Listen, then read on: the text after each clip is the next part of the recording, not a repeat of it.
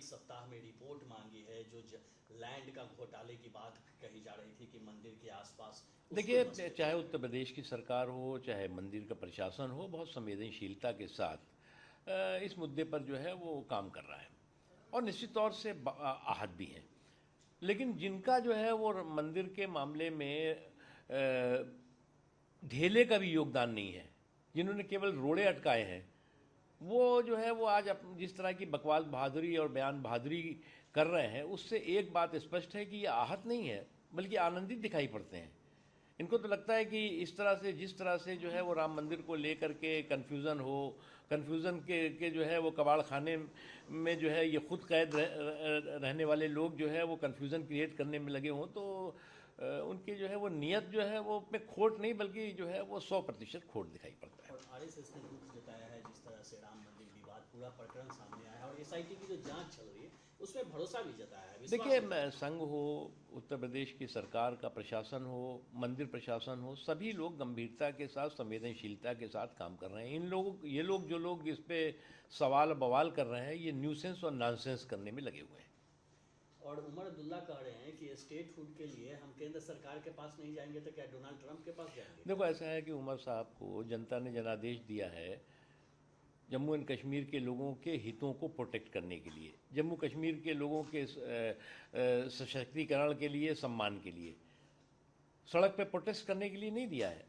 आप अपने जम्मू एंड कश्मीर के लोगों के हितों को प्रोटेक्ट करिए, सड़क पे प्रोटेस्ट करने में मत अपना समय ख़राब करिए। नहीं तो आप अपने साथियों की से अगर जो है वो ज्ञान लेकर के और प्रोटेस्ट में लग जाएंगे।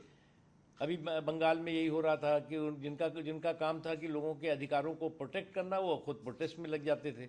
और उनका क्या हुआ, जनता ने जो है उनको कहा कि तुम भैया प्रोटेस्ट करते रहो, तुम्हारा काम तो, तुम तो प्रोटेक्ट कर नहीं पाओगे लोगों का।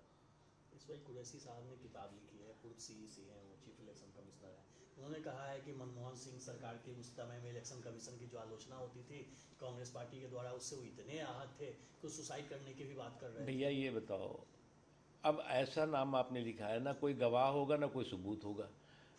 अब मनमोहन सिंह साहब से जो है वो पूछने के लिए कोई यहाँ ज़मीन में तो मिलेंगे नहीं, ऊपर जाना पड़ेगा लोगों को। तो ऐसा नाम क्यों लिखते हो आप किताब में कि कौन पूछे उनसे कि आप आत्महत्या करने जा रहे थे कि नहीं करने जा रहे थे।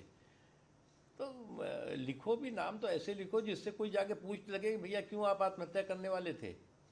और यूसीसी को लेकर लगातार कंट्रोवर्सी है कई राज्यों में, पश्चिम बंगाल में भी आप देख रहे हैं, अब कमेटी बनाई गई है, महाराष्ट्र में बनाया गया है, लेकिन इन सब के बीच कुछ लोग विरोध भी कर रहे हैं कि भाई अगर आप स्टेट में क्यों लागू कर रहे हैं, केंद्र में क्यों नहीं लागू कर रहे देखो, हैं। एक बात आप समझ लो, एनडीए की सरकारें या बीजेपी की सरकारें स्टेट्स में लागू कर रही हैं, और जो कांग्रेस पार्टी के लोग ये तमन्ना है कि केंद्र में लागू होना चाहिए, वो तमन्ना भी उनकी जल्दी पूरी पूरी हो जाएगी, उन्हें चिंता करने की ज़रूरत नहीं। कांग्रेस की प्रॉब्लम ये नहीं है। कांग्रेस ये जो ग्रैंड ओल्ड पार्टी है, उसकी एक्सपायरी डेट भी एक्सपायर हो चुकी है। ये वयोवृद्ध पार्टी की जो एक्सपायरी डेट थी वो भी एक्सपायर हो चुकी है। और इसलिए जो है एक्सपायर पार्टी में समय समय पर इस तरह का जो है वो संक्रमणकारी रिएक्शन दिखाई पड़ता है कि जिसका कि कोई आगे नाक न पीछे पगहा वाली स्थिति होती है। मैं मानता हूँ कि आज की तारीख में कांग्रेस पार्टी लगभग 145 साल 46 साल कितने की हो गई होगी। तो इस वयोवृद्ध पार्टी के लोगों को जो है सोचना चाहिए कि आज उनका हालात जो है वो इस वयोवृद्ध पार्टी के क्यों ख़राब हो गए हैं। आप कितनी भी जो है वो नई नई पैकेजिंग करते रहिए, नए नए जो है वो मार्केटिंग करते रहिए, उससे कोई फ़र्क नहीं पड़ रही। जब तक आपकी सोच राष्ट्रवादी नहीं होगी, जब तक आपकी सोच देश के प्रति, हितों के प्रति जो है वो सकारात्मक नहीं होगी, जब तक आप नकारात्मकता के कुंड और झुंड में घुसे रहेंगे, तब तक आपका यही हाल होगा। लेकिन आप लोग क्यों प्रियांक खड़गे की आलोचना कर रहे हैं कि आप पीएफआई पर नहीं बोलते हैं, आरएसएस पर बोलते हैं, क्यों आप लोग को कहने की देखो, ऐसा जरूरत ना पड़ कि रहा है। ग्रैंड ओल्ड पार्टी की जो एक्सपायरी डेट एक्सपायर हो चुकी है, उसी का नतीजा है कि आप राष्ट्रवादियों पे तो जो है वो गर्मी दिखाएंगे और राजद्रोहियों के प्रति नरमी दिखाएंगे। यही एक उदाहरण और है।